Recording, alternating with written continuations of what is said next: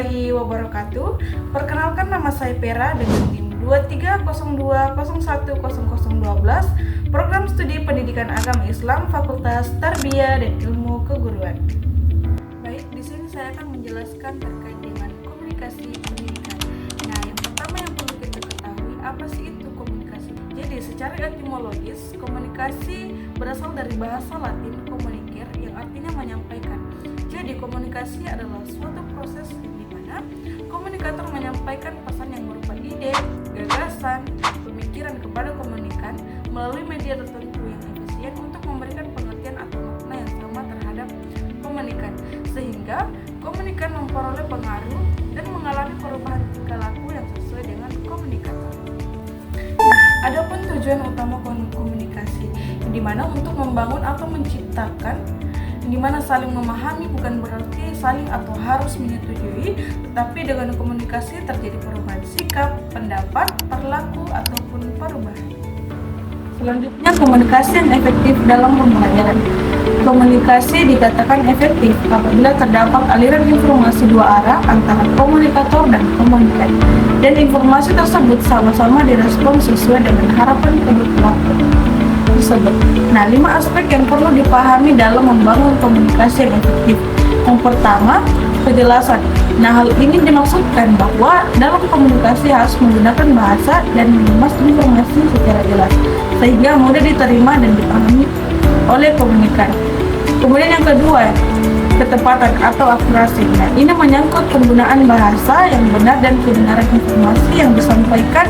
Kemudian yang ketiga, konteks atau sering disebut dengan situasi. Maksudnya adalah informasi yang disampaikan harus sesuai dengan keadaan dan lingkungan di mana komunikasi itu terjadi. Kemudian yang keempat, alur bahasa dan informasi yang akan disajikan harus disusun dengan alur atau sistematika yang jelas, sehingga pihak yang menerima informasi dapat tanggap. Kemudian yang terakhir, budaya. Nah, aspek ini tidak saja menyangkut bahasa dan informasi, tapi juga berkaitan dengan tata krama dan etika. Artinya dalam berkomunikasi itu harus menyesuaikan dengan budaya orang yang diajak berkomunikasi, baik dalam menggunakan bahasa verbal maupun non-verbal, agar tidak menimbulkan kesalahan. Selanjutnya ada komunikasi verbal dan juga komunikasi non-verbal. Yang pertama, komunikasi verbal. Nah, komunikasi verbal ini merupakan komunikasi yang menggunakan kata-kata dalam bentuk lisan maupun tulisan. Nah, komunikasi ini paling banyak digunakan atau dipakai dalam hubungan antar manusia. Melalui kata-kata, mereka mengungkapkan perasaan, emosi, pikiran, gagasan, atau maksud mereka, menyampaikan fakta, data, dan informasi, serta menjelaskan, saling bertukar perasaan dan pemikiran. Nah, keterampilan komunikasi verbal guru. Yang pertama, menjelaskan tujuan pembelajaran secara jelas. Kemudian yang kedua, memberikan umpan balik yang konstruktif dan memotivasi. Kemudian yang ketiga, menggunakan bahasa yang sederhana dan mudah dipahami. Kemudian mengajukan pertanyaan yang mendorong siswa untuk berpikir kritis. Kemudian memfasilitasi diskusi kelompok untuk meningkatkan interaksi. Nah, komunikasi verbal yang efektif itu membantu siswa memahami materi, mengembangkan kemampuan berpikir kritis, dan meningkatkan motivasi belajar. Nah, contoh ketika seseorang berbicara dengan intensi yang tegas dan kesulitan yang meyakinkan, pesan yang disampaikan menjadi lebih efektif. Kemudian ciri-ciri komunikasi verbal yang efektif: bahasa yang jelas dan mudah dipahami, interaksi tepat dan tidak berbelit-belit, dan sesuai tingkat perkembangan peserta didik. Kemudian yang kedua yaitu komunikasi nonverbal. Komunikasi nonverbal adalah komunikasi tanpa kata tetapi melalui gerakan tubuh, ekspresi wajah, kontak mata, dan bahasa tubuh. Komunikasi nonverbal guru yang pertama, mempertahankan kontak mata dengan siswa. Kemudian yang kedua, menggunakan bahasa tubuh yang positif, senyum atau mengangguk. Kemudian yang ketiga, menunjukkan ekspresi wajah yang ramah dan sabar. Kemudian menciptakan suasana yang nyaman. Dan terakhir yaitu menggunakan gestur yang tepat untuk memperjelas penjelasan komunikasi. Nah, komunikasi nonverbal yang efektif itu membantu siswa merasa nyaman, percaya diri, dan termotivasi.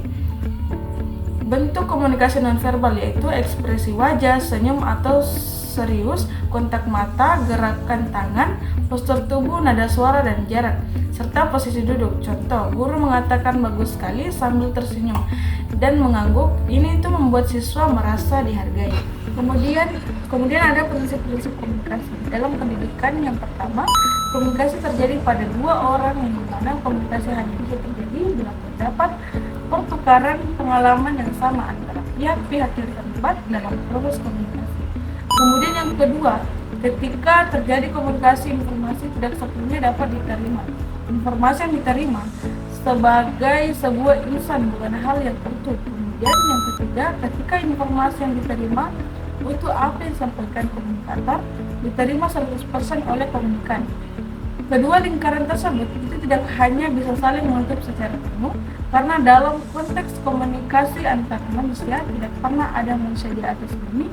Ini hal yang memiliki perilaku, karakter, dan sifat-sifat yang persis sama, sekalipun mereka dilahirkan secara penuh. Baik, itulah materi yang dapat saya sampaikan. Kurang dari lebihnya mohon maafkan. Semoga materi yang saya sampaikan dapat bermanfaat untuk kita semua. See you.